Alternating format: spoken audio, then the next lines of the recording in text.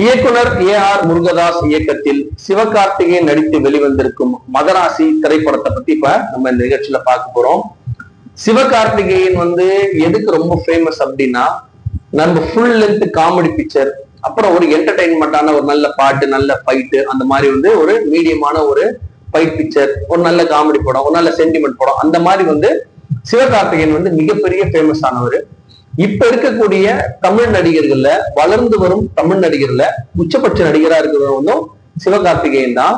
அவருடைய பல படங்கள் பல வெற்றிகளை கொடுத்திருக்கு, அவருக்கு பெரிய பேரையும் வாங்கி கொடுத்திருக்கு. 23 படம் நடிச்சிருக்காரு. இந்த 23 படத்துல பல படங்கள் பிளாக் பஸ்டர் படமா அமைஞ்சிருந்தது. அதுல எல்லா படமுமே பாத்தீங்கன்னா மெயினா அந்த காமெடி சென்ஸ் இருக்கும். அந்த காமெடி சென்ஸ் உள்ள படம் தான் சிவகார்த்திகேயன் மிகப்பெரிய பிளஸ் பாயிண்ட் ஆகி மிகப்பெரிய வெற்றி அடைஞ்சிருந்திருக்கும். சில படங்கள் அவர் ஆக்ஷன் படமா தேர்ந்தெடுத்து பண்ணியிருப்பாரு. அது அவ்வளவு பெரிய வெற்றி பெறல. மாவீரன் கூட வெற்றியான அவ்வளவு பெரிய வெற்றி, வருத்தப்படாத வாலிபர் சங்கம் மாதிரியும், இந்த டான் மாதிரி, இந்த டாக்டர் மாதிரிலாம் ஒரு மிகப்பெரிய வெற்றி படம் மாவீரன் அமையல. இன்னும் அவருக்கு ஆக்ஷன் பிக்சர்ஸ் இன்னும் அவருக்கு சரியா செட் ஆகல. சோ இந்த படத்துல நம்ம AR முருகதாஸை இயக்குனர் AR முருகதாஸை வச்சுட்டு ஒரு மிகப்பெரிய வெற்றி படம் கொடுக்கணும்னு சொல்லிட்டு இந்த மதராசி அப்படின்ற இந்த ஒரு திரைப்படத்தை சிவகார்த்திகேயன் ட்ரை பண்ணியிருக்கிறாரு. இந்த ட்ரை பண்ண இந்த படம் எப்படி அமைஞ்சிருந்தது அப்படின்றதுதான் ரொம்ப முக்கியமான விஷயம். இதுல சிவகார்த்திகேயன் ஒரு கேரக்டர், ஒரு மென்டல் டிசாஸ்டர், அந்த மாதிரி ஒரு மென்டல் டிசார்டர் இருக்கிற மாதிரி ஒரு கேரக்டர் எடுத்து பண்ணிருக்கிறாரு. அதுல அவருடைய தன்னுடைய கேரக்டரை ஃபர்ஸ்ட் டைரக்டர் சொல்றத ஃபர்ஸ்ட் நல்லா உள்ள வாங்கிட்டு, ஒரு சிறந்த என்டர்டைனர் ஒரு சிறந்த நடிகரா மாறக்கூடிய ஒரு சூழல் ஏற்படுத்தியிருக்கிறாரு சிவகார்த்திகேயன். இந்த படத்தை பொறுத்த வரைக்கும் படம் பார்த்துட்டு வெளில வர எல்லாருமே எதை பாராட்டுறாங்களோ இல்லையோ, சிவகார்த்திகேயனுடைய நடிப்பை கண்டிப்பா பாராட்டியே ஆகணும். படத்தோட முதல்ல இருந்து இறுதி வரைக்கும் பாத்தீங்கன்னா அவர் தன்னுடைய கேரக்டரை கரெக்டா புரிஞ்சுக்கிட்டு, அந்த முகபாவனையை கரெக்டா அதே மாதிரி செட் பண்ணிட்டு அதே மாதிரி போயிட்டு எங்கெங்க எந்தெந்த வசனம் எவ்வளவு பேசணும், எவ்வளவு குறைச்சி பேசணும், எவ்வளவு அதிகமா பேசணும், அந்த கேரக்டர் எவ்வளவு ஆக்ட் பண்ணணும் அப்படின்றத ரொம்ப நீட்டா பர்ஃபெக்டா பண்ணியிருக்கிறாரு சிவகார்த்திகேயன். அதுல எந்த விதமான மாற்று கருத்தும் கிடையாது. இந்த படம் ஒருத்தன் போய் பார்க்கணும்னு முடிவு எடுத்தான்னா அது முழுக்க முழுக்க சிவகார்த்திகேயனுடைய அந்த நடிப்பை பார்க்கறதுக்காக இந்த படத்துல போய் பார்க்கலாம். இது பெரிய அப்படியே வானலாவி நடிப்புலாம் ஒருத்தர் நடிச்சாதான் ஒரு சிறந்த நடிப்புன்னு சொல்லணும் அவசியம் கிடையாது. ஒரு சாதாரண கேரக்டரோட அவர் எப்படி எடுத்து நடிக்கிறார் அப்படின்றது ஒரு சிறந்த நடிகருக்கு ரொம்ப முக்கியம். அந்த வகையில பாத்தீங்கன்னா சிவகார்த்திகேயன் ஒரு சிறந்த நடிகரா இந்த படத்துல என்னுடைய கண்ணுக்கு தெரிஞ்சாரு. மிக சிறந்த நடிப்பு வெளிப்படுத்தினாரு. அவருக்கு முழுக்க முழுக்க என்னுடைய பாராட்டுக்கள். இந்த படத்தோட வில்லன் பாத்தீங்கன்னா பித்யூ ஜமால். அவர் ஏற்கனவே துப்பாக்கி படத்துலயும் பில்லா 2 படத்துலயும் ரொம்ப ஃபேமஸ் ஆனார். அஞ்சான் படத்தை கூட நடிச்சிருந்தாரு. அவருடைய அந்த என்ட்ரில இருந்து அவருடைய எண்டு வரைக்கும் பாத்தீங்கன்னா அவருடைய ஆக்டிங் ஆக்டிங் மட்டும் இல்லாம உடம்பு மட்டும் இல்லாம அவருடைய பிரசன்ஸ் எல்லாமே வேற லெவல்ல இருந்தது. பித்யூ ஜமால் இந்த படத்துல ஒரு மிகப்பெரிய பிளஸ் பாயிண்டே அவர் தான். அவருடைய அந்த ஆக்டிங் என்னாச்சுன்னா சிவகார்த்திகேயனுடைய ஆக்டிங்கே தூக்கி சாப்பிடுச்சு. ஃபைட் எல்லாம் பாத்தீங்கன்னு சொன்னா இரும்பு மனுஷன் கூட சண்டை போடுற மாதிரி ஒரு டெர்மினேட்டர் மாதிரி அவரோட உடம்பு இருந்தது. அவருடைய ஃபைட் எல்லாமே இந்த படத்துக்கு ஒரு மிக மிக பெரிய பிளஸ் பாயிண்டா இருந்தது. இந்த படத்தினுடைய ஆக்ஷன் சீக்வன்ஸ் செம்ம சூப்பரா பண்ணியிருந்தாங்க.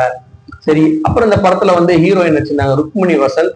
அவங்கள முத காட்டும் போது பாத்தீங்கன்னா கண்ணை கொண்டாரு காட்டுறான், காதை கொண்டாரு காட்டுறான், வாயை கொண்டாரு காட்டுறான், மூக்கு கொண்டாரு காட்டுறான், முடியை கொண்டாரு காட்டுறான். அந்த முகத்தை காட்டுறதுக்குள்ளேயே நம்மளுக்கு அவ்வளவு பெரிய பில்டப் அந்த ஹீரோயினுக்கு கொடுத்தாங்க. அவங்க சுமாரா இருக்காங்க, ஆனாலும் அவ்வளவு பெரிய பில்டப் கொடுத்து ஒரு ஹீரோயினை காட்ட வேண்டிய அவசியம் இல்லை. அவங்க படம் முழுக்க டிராவல் பண்றாங்க. அவங்களுடைய கேரக்டர் நம்ம அதை புரிஞ்சுக்கிட்டு என்னென்ன பண்ணணுமோ அதை அந்த அளவுக்கு போதுமான அளவுக்கு ஹீரோயின் பண்ணியிருக்கிறாங்க. இந்த படத்துல பிஜு மேனன், நம்மளுடைய கேரள நடிகர் பிஜு மேனன் நடிச்சிருந்தாரு. அவரோட படத்தோட ஃபர்ஸ்ட் ஃப்ரேம்ல இருந்து கடைசி ஃப்ரேம் வரைக்கும் பாத்தீங்கன்னா அவர் முகத்தை ஒரே மாதிரியே வச்சுக்கிட்டு எது சீரியஸ்க்கு எது சீரியஸ்ன்னு எது கொஞ்சம் கம்மி சீரியஸ்ன்னு தெரியாம ஒரே லெவல்ல அவருடைய ஃபேஸ் ரியாக்ஷன்ஸ் எல்லாமே ஃபர்ஸ்ட்ல இருந்து கடைசி வரைக்கும் ஒரே மாதிரியே போகுது. எங்கேயுமே ஒரு அப் அண்ட் டவுனே இல்லை. அது அந்த படத்தோட கதைக்கு அப்படிதான் நடிக்க சொன்னாரா இயக்குன்னு சொல்லி தெரியல. பட் அவரோட கேரக்டர் நல்லா பண்ணியிருந்தா கூட இன்னும் கொஞ்சம் பெட்டரா பண்ணிருக்கலாம். ஏன்னா அந்த பித்யூ ஜமால் அந்த வில்லன் வேஷத்தை பண்ணதுக்கு அப்புறமா யாருமே அவருடைய கிட்ட நெருங்காத மாதிரி அந்த மாதிரி ஒரு பர்ஃபார்மன்ஸ் பண்ணியிருந்தாரு. இதே கதை தான், ஒன்னும் வெயிட் இல்லாத ஒரு ஸ்டோரி தான். ஆனா அவருடைய பர்ஃபார்மன்ஸை பார்த்ததுக்கு அப்புறமா இந்த பர்ஃபார்மன்ஸ் இன்னும் நல்லா பண்ணிருக்கலாமோ அப்படின்னு ஒரு ஏக்கத்தை ஏற்படுத்தியது நம்ம பிஜு மேனனுடைய அந்த கேரக்டர். விக்ராந்தும் படத்துல போறாரு, ஒரு சில சீன்ல வராரு. அவர் எப்பயும் போல முகத்தை இருக்க வச்சுக்கிட்டு, ஏன்னா அவருக்கு மேல கேரக்டர் கொடுத்துருக்க மாட்டாங்க, இருக்க வச்சுக்கிட்டு அவருடைய கேரக்டரை ஓரளவுக்கு சிறப்பா பண்ணிட்டு போயிடுறாரு. சர்பேட்டா பரம்பரையில நடிச்ச நம்முடைய சபீர் வந்து இந்த படத்துல வந்து ஒரு வில்லன் வேஷம் பண்ணிருக்கிறாரு. அவரும் வந்து நம்ம வித்யு ஜமால் கூட இன்னொரு ஃப்ரெண்டா இருக்காரு. இரும்பு கை மாயாவே லெப்ட் ஹேண்ட் சைட்ல இரும்பு கை வச்சுட்டு நடிச்சிருக்காரு. அந்த படத்துல சர்பேட்டா பரம்பரை அளவுக்கு இல்லைன்னா கூட அவருடைய நடிப்பு வந்து நம்ம வந்து என்னைக்குமே குறை சொல்ல முடியாது. நீட்டா அழகா பண்ணிட்டு போயிட்டாரு. இந்த படத்தோட ஒரு மிகப்பெரிய பிளஸ் பாயிண்ட் யாருன்னா இசையமைப்பாளர் அனிருத். அவர் பல படத்துக்கு வந்து அவர் தான் அந்த படத்தை தூக்கி வைக்கிறது வந்து அனிருத்தா தான் இருப்பாரு. இந்த படத்துலயும் பாத்தீங்கன்னா பாடல்கள் வந்து அடிக்கடி பாடல்கள் வருது. இருந்தாலும் வந்து பாடல்களோட பேக்ரவுண்ட் மியூசிக் வந்து ரொம்ப சூப்பரா போட்டிருந்தாரு. வில்லனுக்கு போட்ட பேக்ரவுண்ட் மியூசிக், ஹீரோக்கு போட்ட பேக்ரவுண்ட் மியூசிக் எல்லாம் வந்து ஓரளவுக்கு சூப்பரா பண்ணியிருந்தாரு. இசையை பொறுத்த வரைக்கும் அனிருத் வந்து அவருடைய தன்னுடைய பேரை வந்து காப்பாத்திட்டாரு. இந்த படத்துல பாத்தீங்கன்னு சொன்னா அப்புறம் வந்து நம்ம எடிட்டர் ஸ்ரீகர் பிரசாத்தை வந்து எடிட்டிங் நல்லா தான் பண்ணியிருந்தாரு. ஆனா கொஞ்சம் பெருசா இருந்த மாதிரி ஒரு கிட்டத்தட்ட வந்து பாத்தீங்கன்னு சொன்னா கிட்டத்தட்ட 3 மணி நேரம் படம். அவ்வளவு பெரிய கதை ஒண்ணும் இல்லை, இன்னும் சின்னதா பண்ணிக்கலாம். ஏன் அவ்வளவு பெரிய படத்தை வந்து எடுத்துருந்தாங்க சொல்லி தெரியல. ஸ்டண்ட பொறுத்த வரைக்கும் கெவின் குமாரும் அனிஷ் மிஸ்ரா வந்து சூப்பரா பண்ணியிருந்தாங்க. அதுல எந்த விதமான மாற்று கருத்தும் கிடையாது. சினிமாட்டோகிராபி சுதீப் அவரும் வந்து ஓரளவுக்கு பண்ணியிருந்தாரு. படத்தை தயாரித்த வந்து ஸ்ரீலட்சுமி வந்து படம் தயாரிச்சிருந்தாங்க. சரி, இதெல்லாம் ஓகே. இதுல மிக மிக முக்கியமா பேச வேண்டியது யாருன்னா captain of the ship mister AR Murugadoss. நம்ம ஏஆர் முருகதாஸை பத்தி வந்து இதுக்கப்புறம் வந்து நம்ம ஏஆர் முருகதாஸை எந்த லிஸ்ட்ல வைக்கணும் அப்படின்ற மாதிரி ஒரு கான்செப்ட் வருது. இப்ப எப்படின்னு பாத்தீங்கன்னா இயக்குனர் சங்கர் மாதிரி ஒரு மிகப்பெரிய இயக்குனர் வந்து யாருமே கிடையாது. ஆனா அவர் சமீப காலமா வந்து சரியான படங்கள் எடுக்காம அவர் எந்த மாதிரி ஒரு சூழல்ல போய் மாட்டிட்டு இருக்காருன்னு உங்களுக்கு தெரியும். இதுக்கு முன்னாடி மிகப்பெரிய வெற்றி படங்களை கொடுத்த இதுக்கு முந்தின செட்டு KS ரவிக்குமார், வாசு, அந்த மாதிரி சுந்தர்ராஜன் போய் பல இயக்குனர்கள் வந்து காணாம எப்படி போனாங்களோ அதே மாதிரி ஏஆர் முருகதாசம் வந்து போயிடுவாரோ அப்படின்ற ஒரு பயம் இந்த படத்தை பார்த்தோன்னே எனக்கு வந்தது. ஏஆர் முருகதாஸை பொறுத்த வரைக்கும் பாத்தீங்கன்னா தன்னுடைய முதல் படமான நம்மளுடைய அஜித் சார் நடித்த தீனா படத்துல கூட பாத்தீங்கன்னு சொன்னா படத்தினுடைய கதையை விட அது அஜித் சார் வந்து ரொம்ப முக்கியமான கேரக்டர் பார்த்து சூப்பரா பண்ணியிருப்பாரு. இவருடைய படங்கள், முருகதாசனுடைய படங்கள் எல்லாமே வந்து பெரிய பெரிய ஹீரோக்கள் வந்து அவர் கூட பார்ட்டிசிபேட் பண்றதால அவருடைய எல்லா படங்களுமே வந்து ஃபர்ஸ்ட் ஸ்டார்டிங் நல்ல ஒரு கிடைச்சது. அவங்க வந்து விளம்பரம் கிடைச்சது, ஒரு மிகப்பெரிய வெற்றி அடைஞ்சு அது மட்டும் போயிட்டே இருக்கு. ஆனா அவருடைய நம்முடைய இந்த ஏஆர் முருகதாஸ் துப்பாக்கி படம் வரைக்கும் ஓரளவுக்கு வந்து செமையான படங்களா ரொம்ப கதை அம்சங்கள் தேடி அவர் தேடினாரோ எங்கன்னா அந்த எடுத்தாரோ அது நம்மளுக்கு தெரியாது. ஆனா அந்த படங்கள் வரைக்கும் பாக்குற வரைக்கும் படம் வந்து ரொம்ப கிரிப்பா இருந்தது. அதுக்கடுத்து கத்தி படம் பார்க்கும்போது கொஞ்சம் சரி பரவாயில்ல அப்படின்ற மாதிரி இருந்தது. ஆனா அந்த சர்க்கார் படம் ஆரம்பிச்சது, சர்க்கார், தர்பார், அந்த மாதிரி பல படங்கள் வந்து ரொம்ப வந்து அந்த லாஜிக் வந்து ரொம்ப மிஸ்டேக் ஆகும் அப்படின்ற காரணத்தாலையும் லாஜிக் மிஸ்டேக் அப்படின்ற ஒரு காரணம், லாஜிக் மிஸ்டேக் ஆகக்கூடாதுன்னு சில சீன்களை சேர்த்து அந்த படத்தை கெடுக்கிறது. இந்த மாதிரி 2 விதமா வந்து ஏஆர் முருகதாஸ் வந்து தன்னுடைய திரைப்பயணத்தை வந்து கெடுத்துக்கிட்டாரு அப்படின்றதான் என்னுடைய தனிப்பட்ட கருத்து.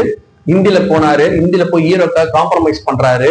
அது காம்ப்ரமைஸ் ஆகி இப்ப கதையில காம்ப்ரமைஸ் பண்ணி எல்லாத்தையும் பண்ணி ஒரு கதையை வந்து என்ன பண்றாரு, அதுக்கு ஏத்தா மாதிரி அது அந்த அமைப்புக்கு ஏத்தா மாதிரி, காட்சி அமைக்கு ஏத்த மாதிரி கதையே மாத்துறாரு.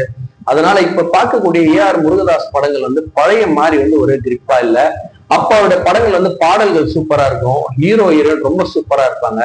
இந்த படத்துல உள்ள அழகான ஒரு சிவகார்த்திகேயனை படம் முழுக்க வந்து இவ்வளவு பெரிய தாடியை வச்சு அவர் சிவகார்த்திகேயனோட முகத்தை வந்து நம்ம அங்கங்க பார்த்திருந்தா கூட நம்மளுக்கு வந்து நடுவில் ஒரு அட்லீஸ்ட் ஒரு 2-3 பாடல் இல்லையா ஒரு கனவு பாடல் மாதிரி வச்சாது என்ன விஷயம். அவர் ரொம்ப யங்ஸ்டர்ஸ், ரொம்ப வந்து இளைஞர்கள் வந்து ரொம்ப பேர் அவர் வந்து லைக் பண்றாங்க. அவங்களுக்காக வந்து நீங்க என்ன பண்ணிக்கலாம், கொஞ்சம் சேவ் பண்ணிட்டு அங்கங்க ஒரு சில கனவு காட்சிதான் வச்சு அவர் 1-2 பாட்டு நல்ல டான்ஸஸ் ஆடி நல்ல ஒரு என்ஜாய்மெண்டா ஒரு காமெடி பண்ணியிருந்தாருன்னா இந்த படம் சிறப்பான படமா வந்திருக்கும்.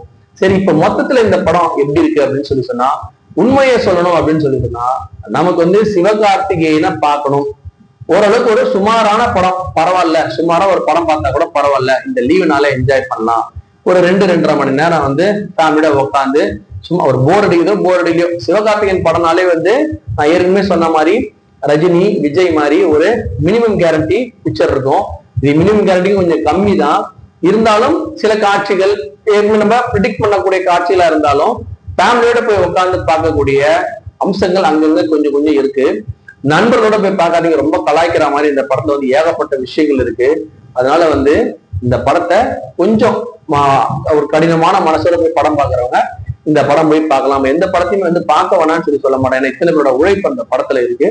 ஆனா தேவையில்லாத ஆட்கள் பாட்டு இந்த படத்தை வந்து ரொம்ப நெகட்டிவ், ரொம்ப ரிவ்யூ கொடுத்தாங்கன்னா படம் வந்து ரொம்ப நாசமா அகல பாதாளத்துக்கு போயிடும். அதனால அந்த ஆட்கள் இப்பயே வந்து நீங்க இந்த படத்துக்கு போகாம இருங்க.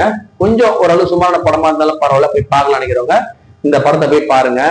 சிவகார்த்திகேயனுக்கு இது ஒரு திருஷ்டி பரிகாரம். அதே மாதிரி வந்து AR முருகதாஸ், தயவு செய்து உங்களுடைய படம் எடுக்கும் முறையை மாற்றிக்கொள்ளுங்கள். இல்லைன்னா நீங்களும் வந்து ஏற்கனவே இந்த மாதிரி இழந்த இயக்குனர்கள் அதே லிஸ்ட்ல வந்து நீங்களும் போயிடுவீங்க. ஜாக்கிரதையா இருங்க.